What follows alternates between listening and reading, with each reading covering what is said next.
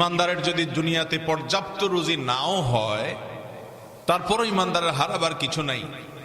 কারণ ইমানদারের দুনিয়াটাই শেষ না, বরং দুনিয়া কিছুই না, তার আসল এবং অনন্ত জীবন পড়ে আছে সামনে। অতএব এই জীবনে যদি কষ্ট করেও পার হতে হয় আখিরাতের অনন্ত অসীমকালের সুখ নিশ্চিত করবার জন্য, তাহলে এই ডিল এবং এই আয়োজন, এই প্রচেষ্টা, এটা অবশ্যই সফল এবং সার্থক।